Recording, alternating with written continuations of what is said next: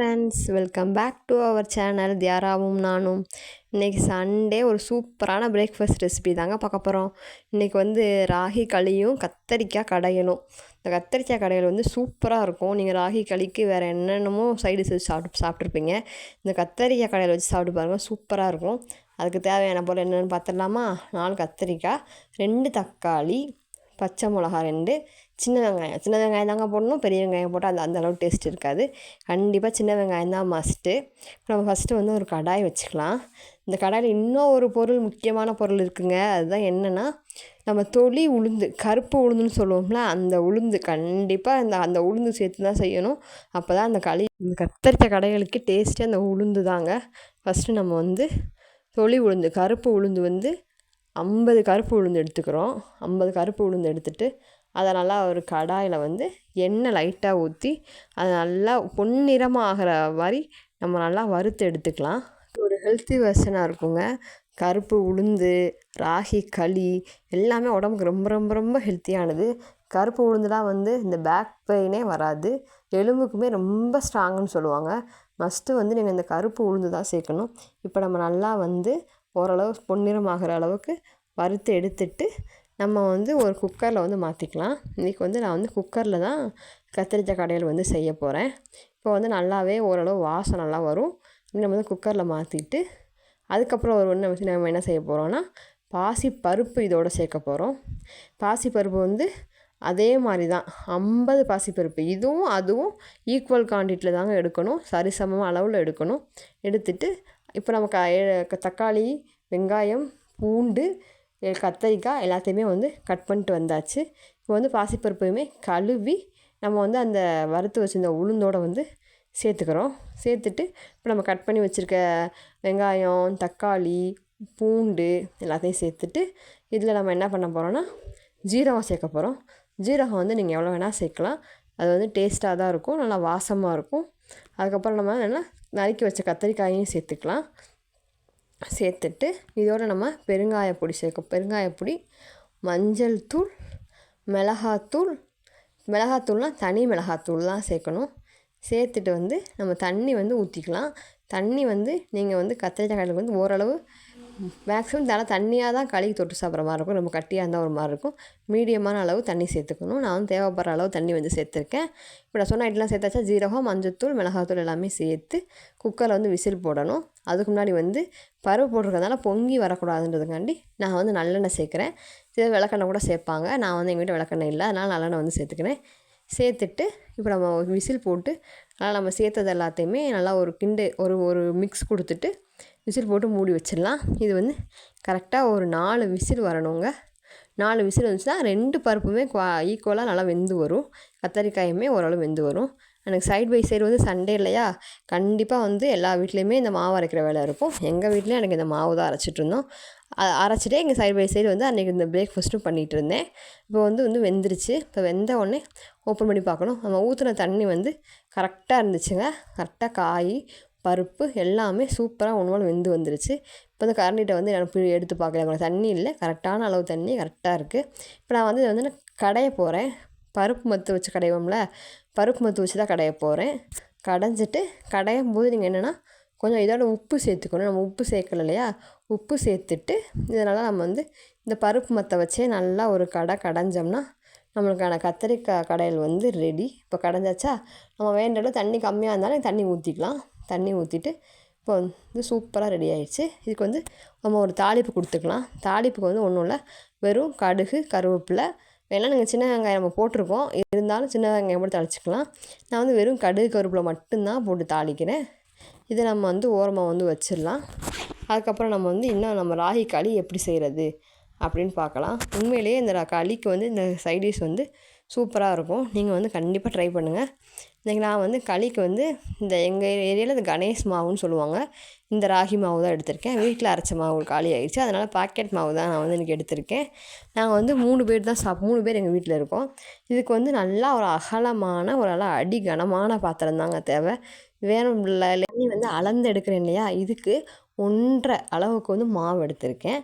நான் வந்து இதுக்கு 2 தண்ணி ஊற்றுறேன், 2 அளவு தண்ணி ஊற்றுறேன்.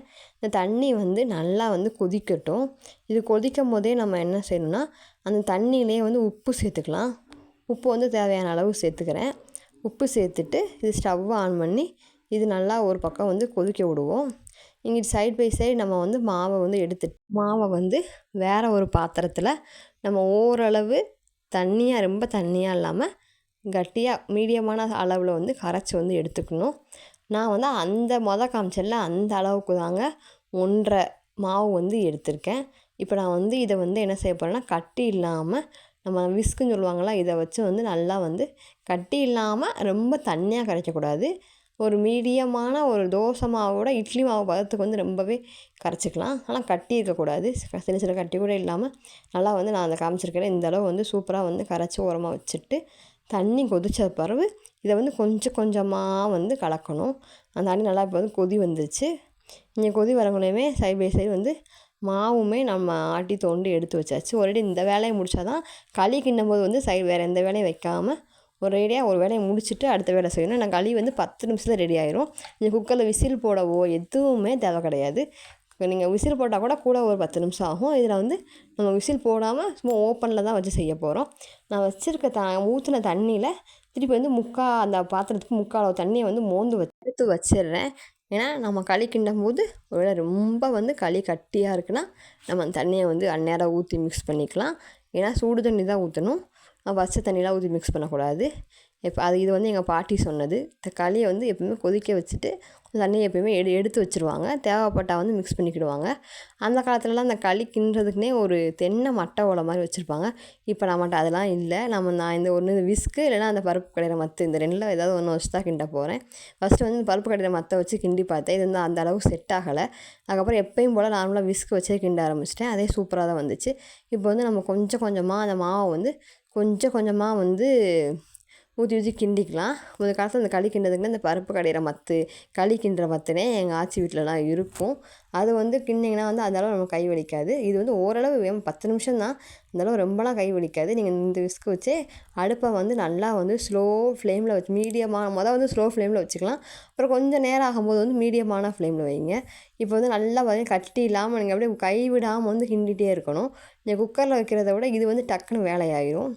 கொஞ்சம் ஒரு 5 நிமிஷம் கை ஒரு மாதிரி இருக்கும். அதுக்கப்புறம் வந்து நல்லா கை விடாமல் கிண்டிக்கிட்டே இருக்கணும். அதனால் அப்போ தான் கட்டி விழுகாது. நீங்கள் கை விட்டிங்கன்னா வந்து கட்டி விழுந்துடும். களிக்கு வந்து ஸ்பெஷல் என்னென்னா, கட்டி இல்லாமல் களி வந்து நல்லா வலுவலுன்னு இருக்கணும். அப்படி வலுவலுன்னு இருந்தாலே வந்து களி வந்து ஒரு நல்ல கரெக்டான பதத்தில் வந்துருச்சு, நம்ம கரெக்டாக செஞ்சுருக்கோம் அப்படின்னு அர்த்தம். இப்போ வந்து நான் வந்து கொஞ்சம் கட்டி ஆகிடுச்சு பார்த்தீங்களா. நேராக இப்படி தான் கட்டி ஆகும். இப்போ பார்த்தீங்கன்னா கொஞ்சம் கூட அந்த களியில் வந்து சின்ன சின்ன கட்டி கூட இல்லை. ஒன்று போல் வந்து சூப்பராக வந்திருக்கு. இதே நீங்கள் லேசான பாத்திரம் வச்சுருந்தீங்கன்னா கண்டிப்பாக அடியில் வந்து ஒட்டியிருக்கும். இது அடிக்கனமான பாத்திரமாங்க, அடிக்கு வந்து ஒட்டலை. நீங்கள் வந்து வெந்துருச்சா அப்படின்னு செக் பண்ணுறதுக்கு லைட்டாக தண்ணி ஊற்றிட்டு அந்த களி அப்படியே தொட்டு பார்க்கணும். தொட்டு பார்த்தா வந்து அந்த களி வந்து கையில் ஒட்டக்கூடாது. அதுதாங்க வெந்ததுக்கான பதம். இப்போ வந்து ஜஸ்ட்டு ஒரு 5 மினிட்ஸ் தான், மிஞ்சி போனால் 10 மினிட்ஸில் வந்து களி வந்து சூப்பராக ரெடி ஆயிடுச்சு. இதை நம்ம அப்படியே வலித்து இதை வேறு பாத்திரத்தை வந்து மாற்றி வச்சிட வேண்டியதான். இவ்வளோதாங்க, ராகி களி வந்து சூப்பராக செஞ்சாச்சு. நீங்களும் ட்ரை பண்ணி பாருங்கள், சூப்பராக இருக்கும். இப்போ ஒரு சூப்பரான பிரேக்ஃபாஸ்ட் வந்து சாப்பிட போகிறோம். களியும் கத்திரிக்காய் கடையிலும். நீங்கள் கண்டிப்பாக இந்த களியும் இந்த கடையில் வந்து செஞ்சு பாருங்கள். அது திருப்பி திருப்பி செய்வீங்க. அந்த அளவு வந்து இந்த கடையில் வந்து செம்ம டேஸ்ட்டாக இருக்கும். இந்த தோசைக்கு சாப்பாடு கூட சாப்பிட்லாம். ரொம்பவே அருமையாக இருக்கும். அன்றைக்கி வந்து சாப்பிட்டுட்டு எங்கள் பாப்பாவுக்கு வந்து 9th மந்த் ஃபோட்டோ ஷூட் எடுக்கணும்னு நினச்சி அது ரொம்ப நாளாக தள்ளி போயிட்டு இருந்துச்சு. அன்றைக்கி ஒரே அந்த வேலையை பார்க்கலாம் அப்படின்னு வந்து உட்காந்தாச்சு. அன்றைக்கி அவளுக்கு பிளான் பண்ணியிருக்க தீம் வந்து ஏஞ்சல் தீமு. அதுக்கு வந்து காஸ்ட்யூம் வந்து ஒயிட் கலர் ட்ரெஸ் தான் செலக்ட் பண்ணியிருந்தேன்.